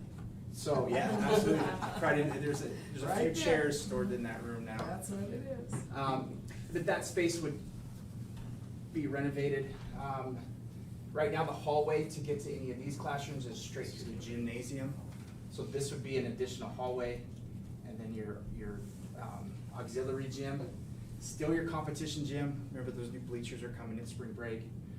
So that wrestling room, if you've ever been to a girls' basketball game, during a wrestling practice, the wrestling room would be out here, and this would add some PE space. Again, this is all, I cannot remember that word. Conceptual. So there was questions like, could we move, could we twist? We'll get to all that, but this just kind of gives you that, if you're like me, or Mr. Beamer, you guys see the pictures, the words. So we'd be giving up part of a parking lot to build that auxiliary. Yeah. I was just out there, we've got plenty of Oh, yeah, we parking. have plenty of parking because it's a middle school, but. Do you want to hit FMS next? This is to kind of keep that balance of what Fremont can offer, so it's the same as what Kuna Middle School offers. Used to be a playground back here, 6 new classrooms. That gets you both schools to about 800. Their gym, a little bit smaller, would become now their auxiliary gym, and this would become their competition gym. It looks strange right now to have the tennis courts floating out here in the grass, but anybody who's ever driven Hubbard, this would become parking. So that would extend and hopefully add some other opportunities for better transportation down Hubbard from about 7:15 to 7:45 a.m. Next one I think is, so this is just the 28 classroom addition at Swan Falls. It's upstairs and downstairs. So 14 and 14 library.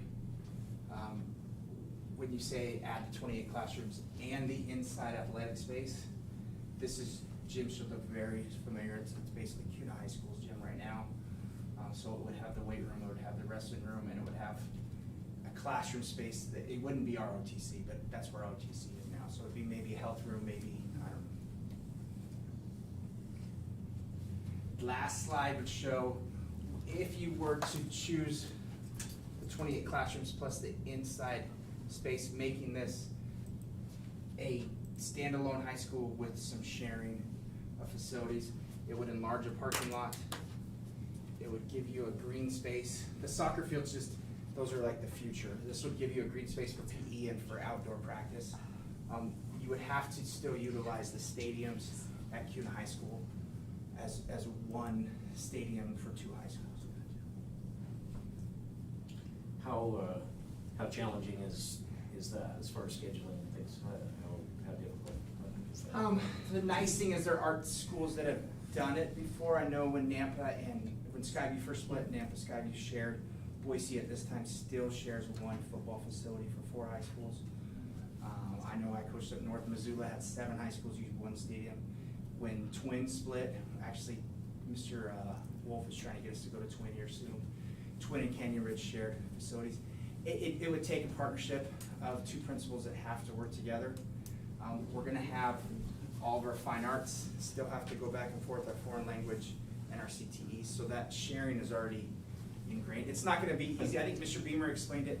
It'll never be great, but we can make it good because we're gonna partner. And Probably some varsity games on Thursday nights, I would imagine too. well, we'd have to get some creative, like that's what Boise does right now, right? They can go even go on to Saturdays if they have to. We might need to look at, softball has lights, so I don't feel like that's an issue. We'll have to look at maybe some lights on baseball. But there's things that we can do. I can't remember, how much does it add for a football stadium? It's about 10 million, Gosh, I don't know. But we can find out. They gave us the outside fields and stadiums at about, it was 10 million for all the stadiums. Yeah. But I bet you, probably Most of it's gonna be the more than 50% that goes to the football track stadium. Yeah, you gotta have a quality football pit. I'm gonna throw that in there. Don't forget. So, I know someone will get us all Max. I gave you the pictures. This is on here for you, but I know that was Ryan's piece, so I'll jump into the prices. Actually, it shows it better, I think, if we go into the next slides. The cool thing about when you partner with our community, we really think we get going and we know what we're doing. And this was a super good idea by our 2 partners, by Brian and by Alex. But they said, the money gets scary sometimes, but when you think about what does this do for kids? So this was a slide that I think Brian really inspired. But a new elementary for us in our community is gonna help. That's gonna be 600 new kids. it's gonna impact every single elementary kid because we're gonna need a balance, so we're gonna rezone. It gives our community and possibly our youth baseball, softball, just more outdoor space, a playground. It gives them another gym like a Crimson Point, like a Silver Trail, and like soon at a Reed for the community to use as far as practices go. The expansion at Ross is gonna give us another new gym. It doesn't really take away space that we're not using right now. So there's still a ton of space, so it doesn't touch that library field. By doing the renovations at KMS, it gives us a new practice space. Honestly, with the 2 auxiliary gyms, the secondary schools should be set where they don't really have to step foot in elementary, which means our community and our youth sports would have all of the elementary gyms. So it's a huge addition for the community. The FMS, it just balances. I know tennis courts seem so strange, why are we worried about, but it's just something that FMS doesn't have, and their kids have to go over to KMS and do a late practice or a shared practice. Swan Falls, without the gym, it does give the community a large library space to utilize. I know we have a ton of meetings that utilize our libraries. With the gym space, now you're talking about 3 gyms, multi-purpose room, a weight room, library, and then that field, that PE field, it could be another space that could be used for the community. Transportation, we just put it just eases, that's a small bit of our town right now. If you get caught here between 7:15 or 7:45, you're caught for a little bit. Do you want to go to Ryan's stuff? Absolutely. You guys hear me, huh? So, sorry that Ryan isn't here tonight. I think you already knew about that, but, so these are basically the recommendations that our group came up with. We boiled it down and boiled it down and boiled it down until we got to the really good stuff, you know, like when you're making a good stew. And then we, if you're wondering what these dots are, that's coming from the committee. So we had about 19-ish voting members of the committee that was at our last meeting, and we had these as part of our final plans, and people had stoplight colors. So green is I'm good on it, yellow is I'm okay with it, I'm not against it, you know, and then red was I'm not interested in that at all. So if you look at it, there's definitely some things, and we're gonna go into that in here. But just to give you an idea, like there was really only 2 things that kind of got red. Everything else was kind of even split. Recommendation A though, that's what we call the elementary focus. The reason for that is it would give us 1 brand new elementary school. This would also include the remodel for Ross that Brian was talking about. The Kuna and Fremont renovations, this is gonna be on all of them. It made it through all of our recommendations, so it's gonna be the same on all of them. This is Swan Falls with the 28-room classroom wing, but not with that additional gym and space, so this would be still having the 2 high schools put together. Does have the money for the bus facility, some deferred maintenance on things that we just need to catch up on, and then the inflation adjustment. So that's the total there. I have a question. So when you say second bus facility, are you saying that there would be 2, we'd keep this one, but we'd have another one too? Or are you saying a whole new one that does all of it? So my understanding on it is for right now, it would be a second bus facility, but probably in a location where it could be improved on to a full facility. It might. Okay. Maybe, and. Maybe. Yeah. Yeah. I think the intention was to have 2, just so it would be easier to access because we were all, you know, right. All of our schools are in here, and as we start to expand, okay. And it's for a lot to go out. and under this, we'd still have like maintenance here, but we'd have another facility to balance on just storage and routes and stuff.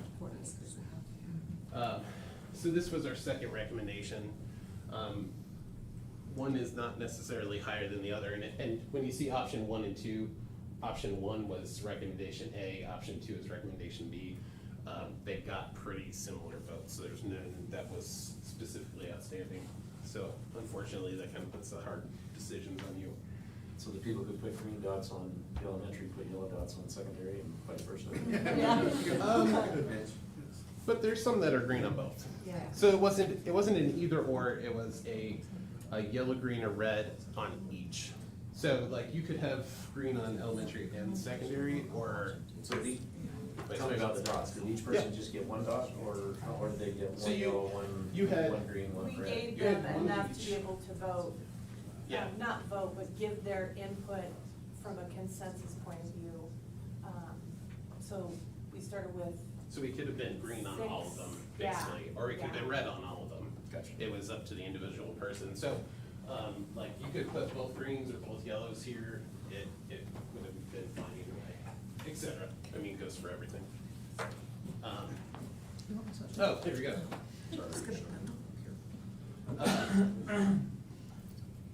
I guess I jumped the shark a little bit on that one. I didn't know that was in there. So this is the second recommendation. This one has just the one new elementary school without the Ross revision or remodel. It does still have the Kuna Middle, that didn't change. This one has the Swan Falls 28 plus the gym facilities, et cetera, athletic addition, the second bus facility deferred maintenance. And that gives you, it's a slightly higher total, but it gives you a different focus with those high school areas. And then this was our basics. So this is if bonding stayed the same, if nothing changed whatsoever, what would it get us? And it would get us a new elementary school in the middle school revisions, only 14 of the classrooms. So basically this would be built to spec so that we could just add the other 28 on. It would have all the resources necessary, but without actually having that other set of classrooms. And deferred maintenance. So you're missing out on the bus facility, you're missing out on the 28, or the additional 14 classrooms and or the gym facilities, et cetera. And as you can see, that one was the only one that got red votes. So we, as our only true consensus between these three plans was not to go with this one. I have a question Yes. just real quickly. I noticed that Kuna Middle is at capacity. Mhm. Fremont's not. So why is Fremont getting so much more cost-wise than Kuna Middle? I mean, you're still adding a gym. I'm So not understanding. it's where we're starting from. With the Kuna Middle, or sorry, the Fremont Middle, you're adding classrooms onto that as well, so that we can build up that base and level set between the two. They if have I'm fewer not mistaken. kids over there too. yeah, we have What- 500, that's what I'm saying. 500 I students. think there's a difference between going from a high school now to a middle school is to going to an elementary school. Up to middle school. I'm just trying to Yeah, figure out yeah. the price because, yeah, Yeah, Yeah, we would yeah. adjust You're the just boundaries saying to even. level it out. Yeah. Okay, I got what you're saying. So, yeah, we had to bring Fremont over the years, like this isn't just now, like we had to You have want more the people at cafeteria and Fremont stuff like more that. than at Kuna. We wanna balance it out. We wanna balance it out as much for the number of kids as for their abilities of what they have. Okay. Like, So Kuna we're Middle looking at has a rezoning. nicer gym than that, so then those two would balance out more. They have the tennis court facilities, Fremont doesn't, like, that would balance out more. Like, that's just to try and bring them even, so that when we have it, we have two even numbers of kids roughly, and two even numbers of facilities roughly. Between, so any kid anywhere in Canada would have an equal opportunity with equal resources. Yeah. No, I But- get it. I just was wondering because I'm looking at going, but I see where you're Yeah, coming yeah, from. yeah, you're just trying to bring them even, it's not. I'm just asking the You're, questions. no, you are well within your right to do that. And then, Myra's gonna bring us most of the way home here. Chairman Grant, trustees, you were exposed to a lot of information and a lot of numbers today. Earlier today, our financial advisors Michael Keith and Eric Herringer did a wonderful job talking about market value, levy history. They ran different scenarios for us. So, so we thought it would be a good idea to summarize all the information and put it in one slide, kind of a refresher, so you can look at all numbers and scenarios on one page. And I'm not gonna spend a lot of time here. I'll repeat what Eric said, and we are here for any questions you may have. And I will start with $76 million. What would the financial situation look like if we would run for $76 million? So as Eric mentioned earlier, that would probably be our annual current debt capacity, $8.2 million. It's like our annual mortgage, if you will, interest and principal payment. With that annual mortgage, what would the tax rate look like? Earlier in Eric's presentation, he looked at it from a very good perspective. He shared how much more would someone pay for the difference in annual debt. So this slide shows at the end of the day, if somebody comes over to me today and says increase or decrease, if you run for $8.2 million a year for that bond, and when I open my property tax statement at the end of the year, what would I expect to see? So in overall, if we run for that bond, the estimated annual tax for $1,000 is gonna be 1.55. What that means for $100,000 of taxable value, our taxpayers will probably pay $155. And earlier today, Michael Keith also shared that the estimated market value of Kuna boundaries is probably is gonna be $5.2 billion. So that's how that rate is estimated. So, and that amount will help us to accommodate 1,150 new students.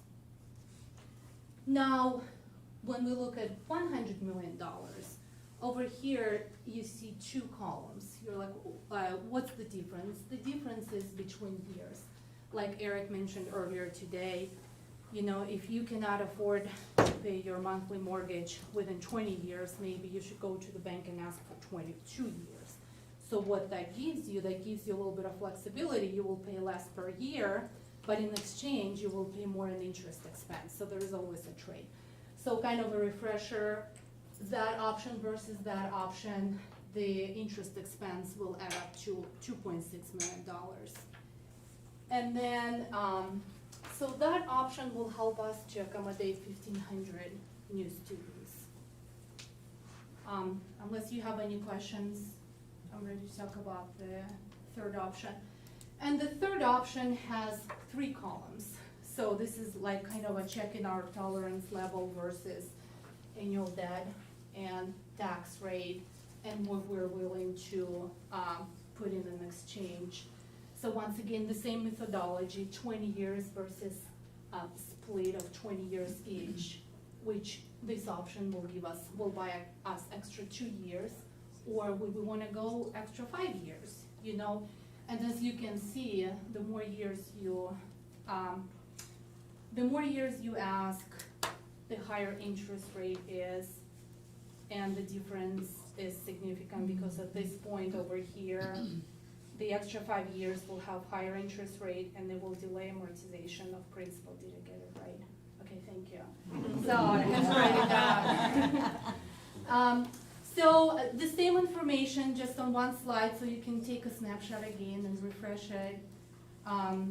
And unless you have any questions or if you want to look at the slide, we are ready to move to the next step. So I do have a question, I think, I mean, wouldn't there be some savings if we delay for 2 or 3 years on our funding? I mean, it would be the total term would be 22 years instead of 20 years, so that's where the 2.9 million comes in, right? Yes. But wouldn't there be some savings on the front end as well, if we accounted for that or not? Can you answer that, Eric? Yes, sure. It's we're gonna front load a little bit, because we're trying to blend those two pieces together. So we're basically saying, okay, we're gonna delay bringing the second piece on, so we're gonna save some interest costs there. And a lot of it's just the additional cushion we're using, because remember, we were using a 50 basis point cushion on first sale and 75 on the second. And then, so that's really kind of, maybe that would be better expressed as a risk component in terms of. I just don't know if it's quite the same when you're looking at split 20 versus split 20, or, you know, looking at the difference between 20 and 25. I'm not sure it's quite the same analysis. I think there's a little bit of a difference there. So.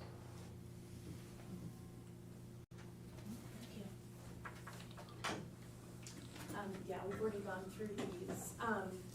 So the good news, Chairman and Trustees, is it's November, and if you were to vote to run a bond election in March, we have some time to make those decisions. It would be helpful to us to know, of course, if you have, it is an action item, it doesn't have to be an action item, but it is an action item for you to decide. Part of that decision might be what you don't like of the options. That could give us some scenarios to put together some possible language for the bond election, should you want to go forward. So I will tell you, we'd love that input tonight. What do you guys think? And, thinking of, you have a lot in front of you, considering the last time we were still gathering input. Now we have it, and now we have recommendations. Whatever's decided, you see in the language on the agenda, it says, a revision to our 10-year plan. We need to know what the first step is, so that informs the rest of the 10-year plan. And there's a smaller group from the bigger group that has said, we'll keep with it. We want to see this done. We want to see this written and prepared for you. So that's kind of a next step that we have in this as well. And you heard Brian say the word conceptual in the designs. Once should the bond pass, whenever you decide to run that, we would put a design committee together, and get them working on what should it look like. Those designs would come before you to make decisions about as well. So it wouldn't be just a concept, it would be the actual design at that point. What questions could I answer, or any members of the committee that are here? Trustee Johnson also served as your board representative until it became potentially a conflict of interest, right? So you pulled away at that recommendation. I just felt like the last couple of months, I should be hearing it kind of fresh rather than being personally invested in what I thought it should be at that point. So I didn't vote the last couple.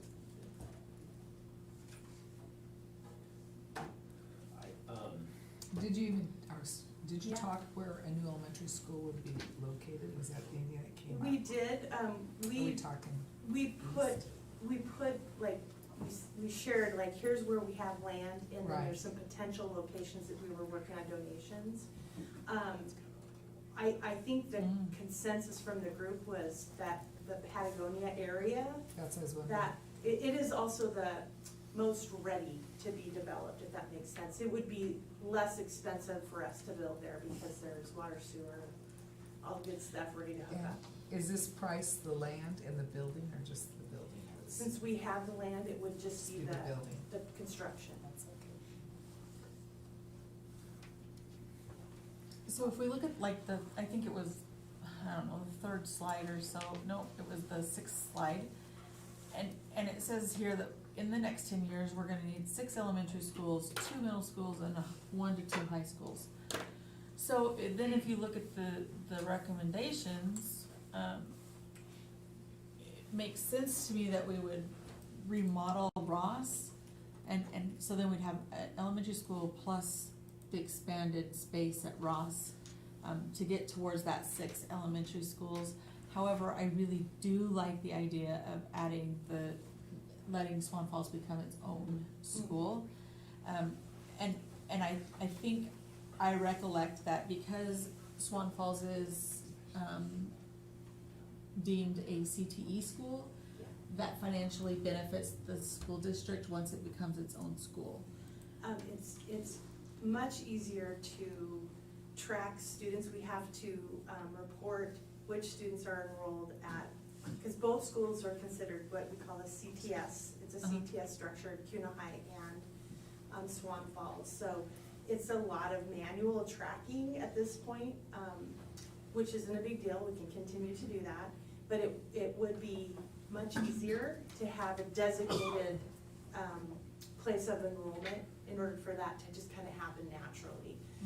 And what that is for the audience is, in order to have additional, because running these programs costs a lot of money, in order to receive additional funds from the state for a current technical school structure, we have to have 15% of the students coming from whichever school from another zone or another school district. So CUNA High kids count for Swan Falls kids count for CUNA High. That's a very much oversimplification, but that's the idea. So I know this is kind of tough, but out of our 0.65 students per house that we're kind of working with, or that we work with, what percentage do we think falls in each of the three categories? I mean, are we heavy on elementary, or is it 40% elementary? Is it, you know, do we have any feel for that at all, or? We had some math in the past that showed us a certain level or value of a home purchase meant younger children versus older children. With the costs of everything being very high right now, it's hard to see that ferret out. So for example, the last couple years, we have seen an increase in our secondary schools, but this year we saw an increase in our elementary schools and not in our secondary schools. So we don't even have a real pattern to kind of be able to determine that. I guess what concerns me a little bit about not spreading it somewhat equally is if we put too much into elementary, you know, and that's what I'm concerned about. Recommendation A is, I sort of feel like that's out of balance a little bit there, and I don't know, and, you know, unfortunately, I mean, at one point, we were talking about going ahead and being able to build athletic fields at Swan Falls in this summer, you know, so we've already kind of cut that down some where we were, and so I guess I'd, you know, just on kind of reviewing it, it seems to me that it kind of makes more sense to kind of keep them, you know, building in all areas, or doing what we need to do in all areas. And I'm a little bit worried if we only build classrooms at Swan Falls, we could run into a pretty big crunch in 4 or 5 years from now, it seems to me. So that's kind of my concern with proposal A. Do both of these account for continuing to use Indian Creek as an elementary? Is that? Yes and no, depending on what you decide within the 10-year plan. There were a lot of, you know, when you put a group together and they have amazing brains and they share them with you, they come up with really great ideas on how we might reconsider some of our space. One of the ideas that we were all surprised about is Indian Creek becoming like another district office. We might be able to use this space to bring some students over into. Maybe Hubbard would become like totally preschool, and then we could move our family and consumer science, you know, the child development strand of that over within that school, so they're learning as they're, you know, with kids right there instead of trying to figure out classrooms all over. So depending on what you decide for this first step, then we would say, okay, here were the other options with the other schools, how we would use that, and come back to you for the whole 10-year picture. So it's hard to, I know we've kind of put you in a tough spot, because depending on what you do might depend on what the other recommendations are for the next, like how would we use Indian Creek? It may be that, to Trustee Johnson's point, we're growing so much faster at the elementary, we need it for a little bit longer, you know, until another school could be built or something like that. Yeah. So I didn't help your decision, I apologize. No, but it does put a little bit of, Yeah. you know, You because wanna my add question something, was. I didn't mean to. No, you're fine. So if you go to the very first slide of this whole thing, I know, I'm sorry, I'm making you go back and forth between these. So this here was how we started putting things together. So if you look at it, I mean, we picked locations where we had land or were expecting to get land in the future and what places needed and added it all in. So this is our 10-year plan, basically. I mean, this is one example. We had four. We narrowed it down to 4. We came down to But 3 they're at really one kind point, of but 3, kind of 2. yeah. So, but there's a lot more that was in this, and this was like a 10-year, $300 million, like, get it done now kind of plan. And because of what was talked about as being more desirable to have somewhere around 100 million, we cut that by 1/3. So it's not that we don't want to do Ross, and it's not that we don't want to do the whole smash on Swan Falls, but we were trying to keep it to that number that you guys were, it seemed at least that you guys wanted. Is that fair to say? Yeah. I understand. Well, The picture is very different than when we started this journey financially. well, I guess I'm looking at it from a woman who loves to shop, but I would love number B. But then I look to it as, I represent the constituents in my zone. You know, we're looking at, what, $11 million more. Is that something we can get passed in a bond? That's kind of my question. Well, it looks like if on slide 16, you go there, if you have 100 million and we split it in 20 years versus the 110 million, you split it in 2 years, you're only talking about 14 cents. Let's see, you're talking about the 2.6 versus the 2.9? If you go 100 million, if you go to 20, you got $1.70. Oh, $1.70, Yeah. It's only, okay, but is that the interest we're getting to? 2.9. If you split this one, the monies that you're spending is the same between the 100 million and 110. Right, but down here. they're almost identical in interest costs too. Yeah,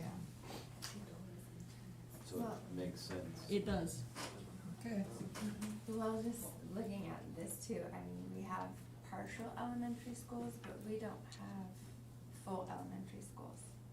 So A would give us 2 full elementary schools, as opposed to having partial elementary schools, which is what we have.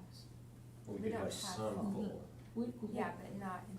You mean like There's no K5, loss here. the K5 structure? We have 3 that aren't that way. Right. Where's what? Wouldn't B fix all It's that only too, on though? that one. Loss on this No, one. that was fine. That's what she's saying. Because they would only be 1 new elementary school, so then we're still left with. But we're adding capacity for 600 new students, right? Yeah. I mean, I guess how much more elementary capacity would we add if we did both? If we did, I mean, we're adding 800 or 900 capacity new elementary students, I right? think it depends on what we build. You know, we have had a philosophy of 600, and then we changed that when we added on to Reed and we added on to Silver Trail. So both of those schools house some of our special needs programs, and so even though they say they're built for 700, they really are more like 650 because of the size limitations in some of our special programs. But we could make a new elementary. Valley View's doing this. 700 is our elementary capacity. In the past, that used to be a middle school capacity, and now we're seeing that more in the elementary. So, the truth is that remodeling Ross doesn't get us more capacity. It gives us equity of opportunities for students. One, it may save us some operational costs. But, I mean, what would we do with any, I mean, we still have that issue, of what do we do with Indian Creek and how? We would need to decide that, yeah. Which Indian Creek could become, stay as an elementary It could. somewhat if we're over But do capacity. do It we could need be that? it. That's my Well, question. we- I mean, we That's the will, million-dollar we will, question, right, eventually, eventually, yeah. but, Yeah, but do we that's need the- that in the next 3 years? That's, you know, I don't that's know. my, I guess that depends on how many houses they build in there. do we need that more than what we need Swan Falls? I don't know, but That's you the- know, when we first did Swan Falls, I really wanted to make it, like, finish it off. And a lot of parents have said to me, a lot of people, why haven't you finished it off? Why did we even do that? Why- But we only passed the bond, I'll remind you, by 10 votes to get that. That's the only way we got that. And, you know, we planned it in phases for that reason. But I would like to see us finish it off, you know. But this, I understand this is just the second phase, no matter what we do with Swan Falls, it's just a second phase, there's still another Yeah. phase to go. Oh, so this is just the second, not finish Yes. it? Yeah. Right. And we, as you know, trustees, we have a long history of building our schools in phases. Indian Creek was built in phases. Kuna High was built in phases. Kuna Middle has Kuna been Middle, which a was million Kuna High, phases. multiple phases. Fremont, multiple phases. And I think it was a long history of boards saying, we want to make sure we meet the needs of our kids and not stick it to our taxpayers at Right. the same time. So if we build Swan Falls, it's not gonna be a complete second, but it will be It will be a farther second, but along. not a complete Yeah, second. it could be a second separate high school. There would still need to be some sharing, like music. Right, Yes, but we'd be that's further right. along. We're It's, now- it's a Then we question would of priorities, pay not the two one. graduations. Yeah, that's a good way to say it. Think of it as two Graduation. It's graduations. just gonna be. So 3 total. Yeah. Yes. Yes, 3. Hey, it's worse than other districts, they do graduations for weeks. I think it's gonna happen. Yeah. So what are you guys discussing? Yes, can you? We don't want you to hear. I'm kidding.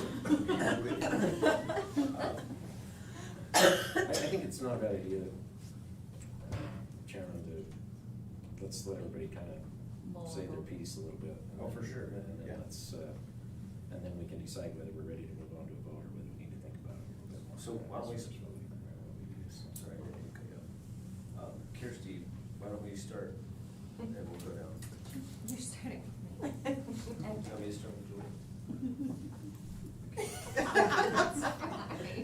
Okay, I guess after looking at all of these options, and just from what I hear from the community and just being in the community and having kids in the community, I think that recommendation A would probably be the best, in my opinion, just because it would give us a remodel of one school that needs it, and it's gonna need it in a few years anyway. So it not doing any service to it now wouldn't benefit our community in the future. And then adding the extra elementary school, and then obviously that gives the beginning of Swan Falls, which were 28 classrooms, which would help relieve the burden of Kuna High School, and then also helping the middle schools as well. So it's, I feel like it's a good balance of everything.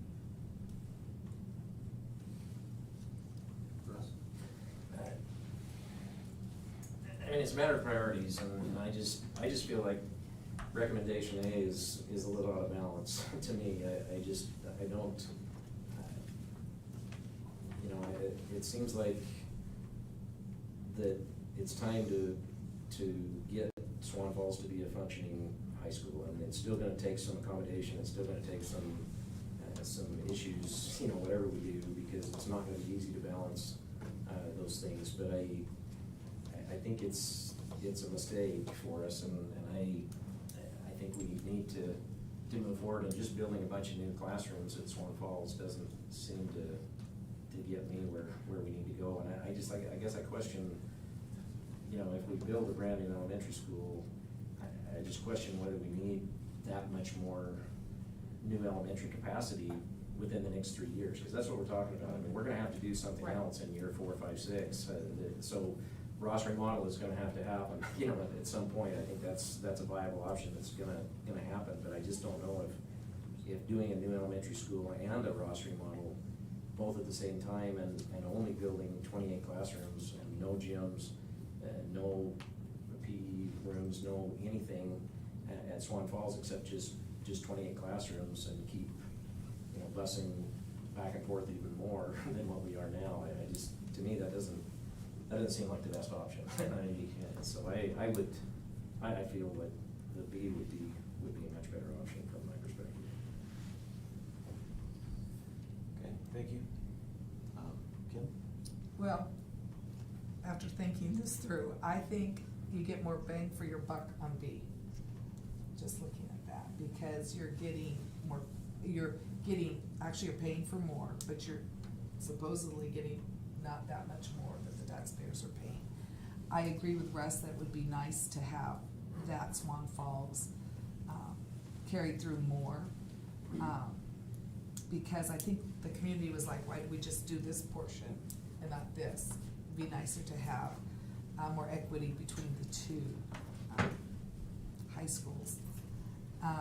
The new elementary school is definitely gonna be needed, and I do like the idea of it being east of Kuna Road. Or Meridian Road, sorry, yeah, Meridian Road. We call it Kuna Road too. Do you call it Kuna Road too? That's a busy road The out there. road to Kuna. Yeah, the road to Kuna. So, I think I would go with B at this point. Okay. Joy? Yeah, so I think I share a lot of the same concerns that Russ has.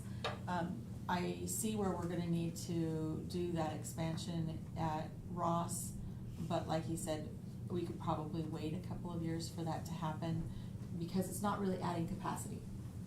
If it was adding capacity, that would be a different story, but because it's not adding capacity, I think that can wait, and so I think that, and I think that financially, it's good for us to have Swan Falls become its own school. And so, I think B would be my choice also. I also like the idea that Ross, we're not adding capacity, but it's equity that you would be adding to if you built a new Ross. And that's something I know that the people who go there would like to see that. I'm just gonna throw that into the mix. You know, it's not the capacity, it's the equity. Sure. You know, and would people really like their kids that go there, you know, when they're looking at this bond? So that, but I still, that being said, I still think I would go with B. Another thing, if you look at the summary for the finances, if we manage B, would cost, in the long run, cost us about the same as A. So I said it's cost effective more. Yeah. Okay, so I guess at this point, do we have a motion? I'll make a motion that we accept recommendation B as the first phase of our 10-year plan. Do we have any more discussion? Do you need us to add in there how we would want that to look, like the split bond cell, or can we wait for that for later? We can wait for that. I would rather wait for that. Yeah, we'll get it in the language. Okay. Working with the bond council. Okay, so my motion stands. Okay. And I second Okay, I have a second, Kirsty? All in favor? You can say no. I am gonna say no, but it's okay, because you guys say yes, so. Right. Aye. I'm gonna say aye. Aye. Okay, motion carries. Ooh. Except B. Chairman and trustees, thank you. I know that was a hard decision. We're gonna go back to work and put that Ross isn't a done deal. It's Not done dead in for the this water. phase, it's not dead. Yeah. So it will come back as a part of that second stage. The committee wrestled with these very same things that you discussed. It's only one vote. Yeah, it's very, very close. There was one more vote for secondary than elementary. Yeah, and one thing, we talked about is the bond in 2017 was really, we kind of have a theme of expanding opportunities. So now the theme for this is really addressing growth, right, for our students. We're not cramming them in. all of these schools. So then we can talk about what is that next phase and then the final phase of this 10-year plan, and we'll bring that to you soon. So you can feel good about meeting your constituency's concerns. And thank you to Brian and Alex. They are Yes, rock thank you stars. very They're gonna be a much. part of helping us with that next phase to develop, put the 10-year plan in place. How about the bond? We need help on that too. Thank you. You got me. Good. I'll take it. You're up. We definitely have an uphill battle to finish, but we're making progress. You have amazing community, amazing. Now, if we just can get the community to understand the financial part of that. Okay. We're gonna record Eric. Hustling. Okay, so moving on to new business, review of the 21-22 financial statement. Scott Phillips from Ida Bailey, and then Heather. Thank you. Appreciate the opportunity to be here, trustees. My wife said, hey, let's go on a date. Here we are. And what a board meeting you came to. I'm just gonna flip through this pretty quickly, but I just wanna go through, there have been some changes and things that haven't changed, and I just wanna sort of focus on sort of the main things. You go to the next page here. This is boilerplate, mostly boilerplate language that's communication to those charged with governance, where we talk about how the audit went, and so it's just about 4 or 5 pages long, gives an overview. This is a new section that was added this year, risks identified in the audit. This is a place where a lot of people are sort of hung up and concerned about this language, so I just want to cover it, but basically what happens is when we do an audit, and this isn't anything new from an audit procedure, it's new from a communication procedure. We always go through and say, okay, what could go wrong? And we're actually required by professional standards to ask the question, what happens if management doesn't follow their processes and internal controls? Revenue recognition is an area where we have to focus on and say, okay, what happens if revenue gets in the wrong period? So we're actually required by professional standards to address those. Some of the other ones, we look at capital assets and how they're tracked, because that's, we just spent the last whatever hour talking about that, so we also focus on that in the audit. Financial statement preparation, and then it ended up not being impactful, but there's a new accounting standard as it relates to leases this year. You don't have any long-term leases that go past a year, either on a lessee or a lessor side, so it ended up not being impactful, but that was something that we needed to evaluate this year. If you flip to the next page, most of this is the same as last year. Again, as we look at the sensitive items in the financial statements, and I'll point some of this out when we get into the details. Management's estimates for the pension liability and OPEB. Those are sensitive estimates, and they really tend to swing and cause some disruption as you're trying to understand your financial information. And so I'll cover that when we get to the financial statements in a few minutes. Next page. In the auditor's report, up here, we have uncorrected misstatements. We need to bring those to your attention if we find any uncorrected misstatements. In this case, that sounds like harsh language, but really this is an intentional decision not to post the fair value adjustments in your LGIP, your investment portfolio that's sitting with the state's investment pool. The fair value tends to swing up and down a little bit, and so it's off about $20,000 from where, if you were to book that from just having it transact on a dollar basis. The reality is you just transact at a dollar basis and they give you interest along the way. So it's not really a meaningful standard, but it is meant to capture if there's huge market disruption that could potentially impact it, but there's pretty limited risk there. But anyway, just bring that to your attention. And then this last piece is we do have a qualification in our audit opinion. This is a standing one that we've had, for a long time, which is you have a part of your employer plan for retirement benefits as it relates to your health insurance, and allowing retirees to stay on there for a period of time actually creates a liability of the district.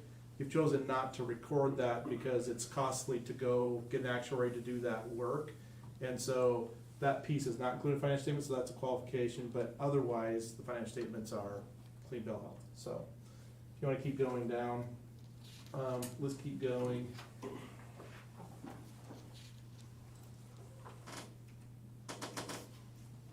So here is our opinion, and this is what I was saying before. We have a qualification, but we say, in our opinion, except for the exclusion of that OPEB liability, that other post-retirement employment benefit.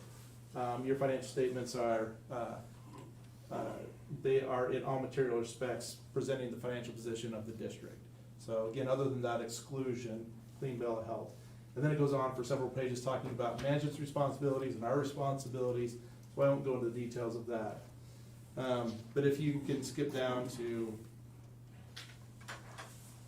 I didn't write down the PDF. Did you have the PDF for all those page numbers I sent you? Yeah, so just whatever the page number is there, just tell me. 7. Okay. It's fine. Yeah, right here. So this first section is management's discussion and analysis. This is something that Elmira writes and actually gives big picture of what the changes were, comparative financial information. So this is useful in trying to figure out what the big changes are. If you look at this, again, you can see what the big changes are, but your net position increased by $9.3 million. It's a little bit misleading the way that runs in this particular financial statement because, and I'll show you in a couple of minutes, this includes all your long-term assets and liabilities, and so those schools come on instead of being a cash outflow, so it's not really how you budget, but it gives a big picture. But again, your OPEB and your pension liability tend to swing, and it causes some disruption in that. If you want to skip down to, let's go to page 11. So this presents the financial position of the district that includes all your buildings are on here, all your long-term bonds and debt are on here. And one thing I want to point out is your net pension asset here is $500,000. This is basically, if Percy were to decide to stop and you had to settle up, you'd be $500,000 ahead. And that tends to swing a lot because they're projecting what their investment portfolio is going to do. So Percy sort of, when they do the projections, they're somewhere in the 90% funded to 110% funded. And by way of comparison, that was a $16 million liability last year. So huge swing in that. And so it's sort of hard to figure out exactly where you're at when you're talking about the way you typically function in terms of cash flow and budgeting. So if we go down a couple of more pages to page, I'll say 15 and 16. So down a couple more pages. So if you look at page 16, this is the second part of the page, but you had $38 million in expenditures in your general fund, and you were about $600,000. Basically, that's pretty close to a break even in your revenues versus your expenses. And this is more along the lines of the way you budget with cash inflows and outflows. One thing that I want to point out is so you have a fund balance of $6 million, $6.2 million, and you have expenditures of $38 million. Normally, our recommendation is a healthy fund balance, a healthy reserve is 5 to 10% of your expenditures. You're sitting at about 17%. Last year, you were sitting at 16%. That's COVID related. If you go back to 2020, which was, COVID was just starting, but it didn't really impact your financial results at that point, you're sitting at 9%. So you've typically been in that close to 10% range, but there's a lot of, and I'll show you sort of near the end of the presentation, there's a lot of extra money that's come from COVID. Excuse us. That's all right. Yeah, there we go. Sorry, I was listening, but it went off. So I'm not gonna spend a lot of time in the disclosures. All the financial disclosures are the same as last year. There's not anything new or unique. So I'm going to skip to page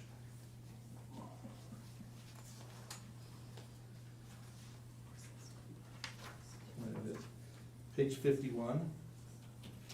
That's a big jump. It's a big jump. There's a lot of information in there. Good job, Scott. People were worried when I was on page 6, but we'll make some progress Back here. to 7. Can you go just down to the next page? I apologize, I can't see the numbers anymore. Okay. So, no, it's not gonna help, so just tell me where I'm at. Down. Okay. There you go. So, good news on this. So this is our report on internal controls. When we do audits of governments, we're also required to report. We're not giving an opinion on your checks and balances, but we do give a report on anything that we find. And in this letter, we say that we didn't find any control deficiencies. The last couple of years, we've had one that's a standing one where we as auditors had to come in and help a lot more than would typically be required as Elmira's getting up to speed. But Elmira's taken a lot of time this year to really get more involved with all the information we need. As you can see, there's several pages of financial statements, lots of footnotes, lots of information, and she's been pretty involved to get up to speed on how that comes together. So, I want to go down 2 more pages right here. Now, we do give an opinion on your on compliance with your federal programs. And so here we say, in our opinion, the district complied in all material respects with the compliance requirements of your federal programs. So go down a couple more pages right here. Let's go down one more. So this is your total federal assistance this year is $10.4 million. By way of comparison, last year was I think around 8, and the years before that, it's been like 3.8. It's around just under $4 million. So that's a big reason why you're sitting in such a positive fund balance is there was a lot of extra money, and some of it was special purpose for specific reasons. But in some cases, you're able to use that for a specific purpose and you spend it down. Some of it, you're able to free up some general fund monies because you're able to use that money. And so you're sort of in this place where in the next year or two, I would suspect that's going to flatline and come back down to that probably typical $4 million range. And so while you have the surplus, just to be cautious about, not getting into ongoing expenses that will spend that down and then obligate you after that. So something to be considering. If you go down another couple of pages right here, and this is the last slide, or the last page I was going to cover is, again, we talk about our qualified opinion, but there's no material weaknesses or significant deficiencies in either the financial statements or our compliance audit. And I want to point this out here. 4 programs, these are the programs that we tested. There's some specific criteria in how we go about deciding which programs we have to test. We don't test 100% of the programs, but there's a lot of work that goes into determining all the compliance. There's a variety of compliance requirements. Historically, we've been testing 2 for a number of years. We just tested 2. Last year we tested 3 and this year 4. So a lot of extra work in that compliance area because of all the extra federal dollars that have come in also. So with that, I'll pause and open it up for any questions. Sounds very positive. It's a good financial position to be in. You just have to manage how we do that. And to some degree, and I didn't go over this, but you have been doing some refinances, some defeasances of your bonds. We talked about that earlier. And what's interesting, if you've been doing some of that with cash, where normally you just refinance this loan with the next loan and take advantage of market rates, but you're actually using some cash to just pay that down also. And so there has been some good use of some of that excess money that's come through, so. Thank you. Right. Yeah, thank you very much. No, that's all. Appreciate all the time that goes into that. So next week when you go on a date, it is great. Oh, this is great. She's been having problems sleeping lately, and she said, well, wait if I come hear your presentation. This is what I'll have for reading material. Okay, thank you. Let's see, good at the order. Do we have to take action on that? Oh, I'm sorry. Yes, we do. Yes. Do you want to make a motion? What's the action? Make a motion that we accept the Okay. financial statement from Scott Phillips, Bailey, and Manager Feather. Do we have a second? I'll second that. Okay, all in favor? Aye. Aye. Aye. Motion carries, thank you. Okay, now, good at the order. ISBA Annual Convention in Coeur d'Alene this weekend. We've had some plans made there. Kuna High School Veterans Assembly this Friday, 9 to 10:30 a.m. if you guys can make it. And do we have a motion to Wait, adjourn? Chairman Grant, could I just bring it home for 1 second? So because Melanie came on a date with her husband and she missed the last time we met, we finally have her Kuna Way Award. So thank you for coming, bringing your husband on a date.